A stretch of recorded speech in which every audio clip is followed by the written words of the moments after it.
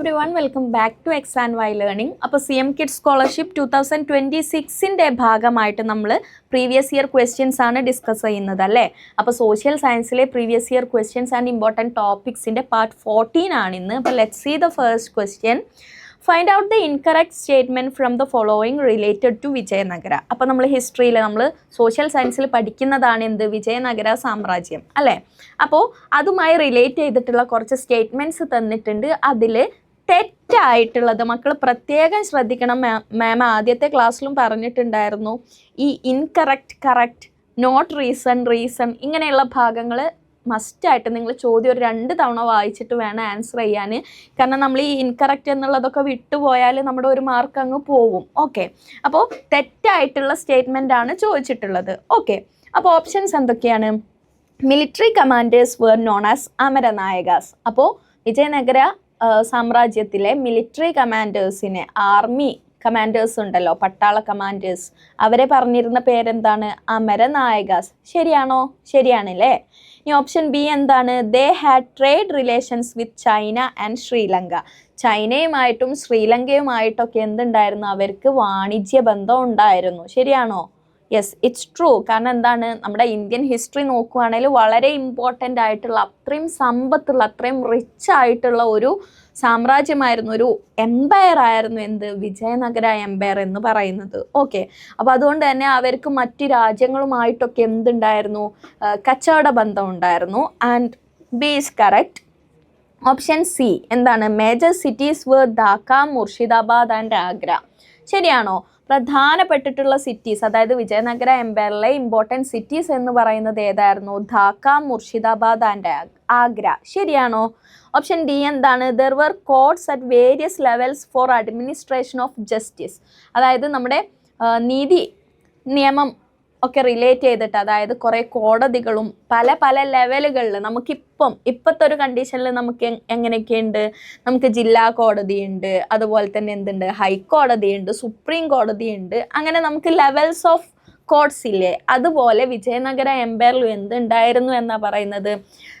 Various levels for administration of justice, courts ഒക്കെ ഉണ്ടായിരുന്നു എന്നാണ് പറയുന്നത്, നീതി നടപ്പിലാക്കാൻ വേണ്ടിയിട്ട്. അപ്പോൾ അത് ശരിയാണോ?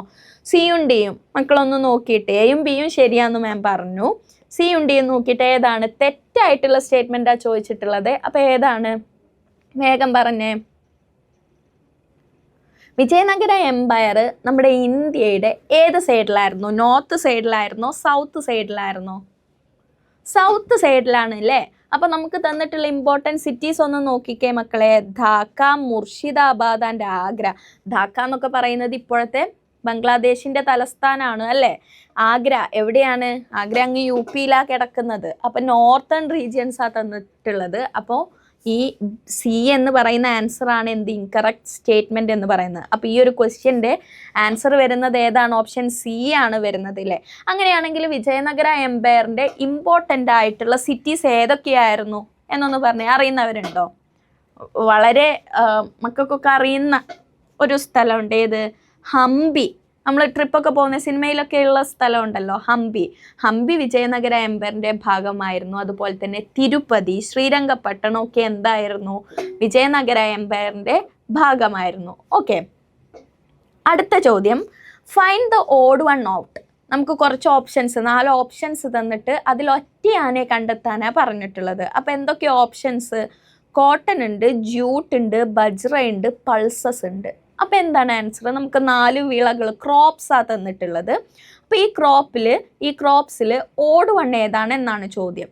കോട്ടൺ ആണോ, ജ്യൂട്ടാണോ, ബജ്റയാണോ, പൾസസ് ആണോ? ആൻസർ മാം ആദ്യം പറയാം, എന്നിട്ട് റീസൺ പറഞ്ഞുതരാം കേട്ടോ. ആൻസർ എന്താണ്? ഓപ്ഷൻ സി, ബജ്റയാണ് കേട്ടോ ഓഡ് വൺ ആയിട്ടുള്ളത്. അപ്പോൾ എന്തുകൊണ്ടാണ് ബജ്റ ഓഡ് വൺ ആയത്? നമുക്കൊന്ന് നോക്കാം. അപ്പോൾ നമ്മുടെ കോട്ടണും ജ്യൂട്ടും ഉണ്ടല്ലോ, മാം മാർക്ക് ചെയ്ത് തരാം കേട്ടോ. പിക്ചേഴ്സൊക്കെ വെച്ചിട്ടുള്ളത് നിങ്ങൾക്ക് കുറച്ചുകൂടെ ഒരു വിഷ്വലി കുറച്ച് നന്നായിക്കോട്ടെ എന്ന് വിചാരിച്ചിട്ടാണ്. അപ്പോൾ കോട്ടണും ജ്യൂട്ടും എന്താണ്? അവർ ഫൈബർ ക്രോപ്സ് ആണ്. ഓക്കെ, ഫൈബർ ക്രോപ്സ് ആണ്. അടുത്തത് പൾസസ് എന്ന് പറയുന്നത് എന്താണ്? ഫുഡ് ക്രോപ്പാണ്, നമ്മൾ കഴിക്കുന്ന ധാന്യവിളയാണ്. ബജ്റ എന്ന് പറയുന്നത് എന്താണ്? സീരിയൽ ക്രോപ്പ്, മില്ലറ്റ് ക്രോപ്പാണ്. ഓക്കെ, അപ്പോൾ ഇതാണ് കേട്ടോ ബജ്റ. സീരിയൽ ക്രോപ്പാണ്. കോട്ടണും ജൂട്ടും ഫൈബർ ക്രോപ്പാണ്. അപ്പോൾ അവ രണ്ടും എന്താണ്, സെയിം ഏരിയയിൽ വരുന്ന ആയതുകൊണ്ട് അവരെന്തായാലും അല്ല. പിന്നെ ഉള്ളത് പൾസസും ബജ്രയുമാണ്. പൾസ എന്താണ്, ഫുഡ് ക്രോപ്പാണ്, നമ്മൾ കഴിക്കുന്ന ധാന്യവിളയാണ്. ബജ്രയും എന്താണ്, മില്ലറ്റ് ക്രോപ്പ് എന്ന് പറയുന്നത് എന്താണ്, നമ്മൾ കഴിക്കുന്നതാണ്. അപ്പോൾ അതും എന്താണ്, ഒരു ഫുഡ് ക്രോപ്പ് തന്നെയാണ്. പക്ഷേ ബജ്ര എന്തുകൂടെയാണ്, മില്ലറ്റ് ക്രോപ്പ് കൂടെയാണ്. പൾസസ് എന്തല്ല, മില്ലറ്റ് ക്രോപ്പ് അല്ല. So the answer is bajra. Okay, millet crop ആയതുകൊണ്ടാണ് എന്ത്, ബജ്രയെ നമ്മൾ എന്ത് ചെയ്തത്, ഓഡ് വൺ ഔട്ടായിട്ട് ഒറ്റയാനാക്കിയിട്ട് മാറ്റിയത്. ഓക്കെ, അപ്പോൾ പറഞ്ഞതൊക്കെ മക്കൾക്ക് എന്താവുന്നുണ്ട്, മനസ്സിലാവുന്നുണ്ട് എന്ന് വിചാരിക്കുന്നു. And we will meet in the next session. അതുവരെ ബൈ.